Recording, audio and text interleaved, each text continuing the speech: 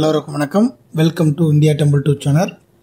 நம்ம சேனலில் இந்த வாரம் பார்க்க போகிறது திருவண்ணாமலையில் மிகவும் பழமையான அதிகம் பேர் பார்த்திராத ஒரு கோயிலை பற்றி தான் நம்ம பார்க்க போகிறோம். இந்த கோயிலுடைய பெயர் ஆதி அண்ணாமலை கோயில். இது அடி அண்ணாமலை, அணி அண்ணாமலை என்றும் அழைக்கப்படுகிறார்.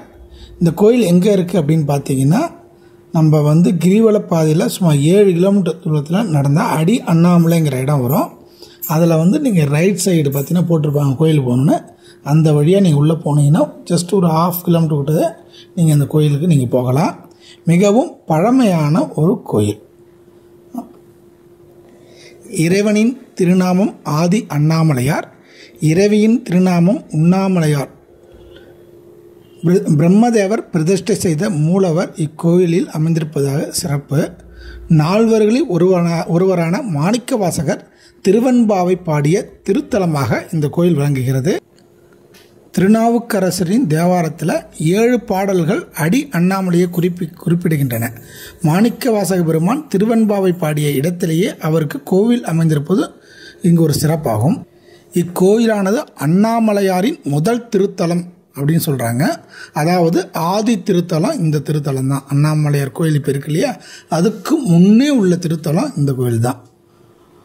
அணி அண்ணாமலையும் அப்படின்னு சொல்லி இந்த கோயிலை சொல்லுவாங்க. படைப்பு கடவுளான பிரம்மதேவர் தனது புதல்வரும் சனாகதி முனிவர்களில் உருவான சனகரிடம் வேறெங்கும் களைய முடியாத பாவங்கள் அணி அண்ணாமலையார் திருக்கோயிலில் களையப்படும் என்று கூறியதாக புராண தகவல்கள் சொல்கிறது. அணி என்ற சொல் அழகை குறிக்கின்றது. பிரம்மதேவருக்கும் பெருமாளுக்கும் அக்னி ஸ்வரூபமாக சிவபெருமான் காட்சி கொடுத்த தலத்தில் மலையாக குளிர்ந்து இன்றளவும் அருள் பாலிக்கின்றார். அடிமுடி காணா அண்ணாமலையார் என போற்றப்படுகிறார்.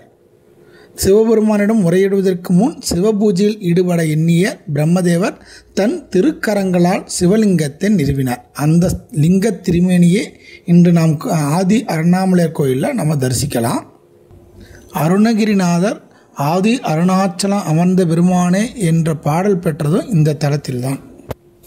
நினைத்தாலே முக்தி தரும் இத்தலத்தினை தரிசித்தால் முன்ஜென்ம வினைகள்லாம் நீங்கும், விவாக பிராப்தி கைகூடும், கல்வியில் மேன்மை, உத்தியோகத்தில் பிராப்தி, குழந்தை பாக்கியம் கிட்டும், மன அமைதி மற்றும் சகல சௌபாக்கியம் கிட்டும்ங்கிறது நம்பப்படுகிறது. இந்த கோயிலுடைய தீர்த்தம் பார்த்த பிரம்ம தீர்த்தம். ஸ்தல விருட்சம் மகிழ மரம். நீங்கள் திருவண்ணாமலைக்கு போனீங்கன்னா கண்டிப்பாக இந்த கோயிலுக்கு போய் பார்த்து ஆதி அண்ணாமலையை தரிசனம் பண்ணுங்கள். மிகவும் பழமையான பிரசித்தி பெற்ற ஒரு திருத்தலம். இங்கே போய் நீங்கள் பார்க்க தவறாதீங்க. நன்றி, வணக்கம், திருச்சிற்றம்பலம்.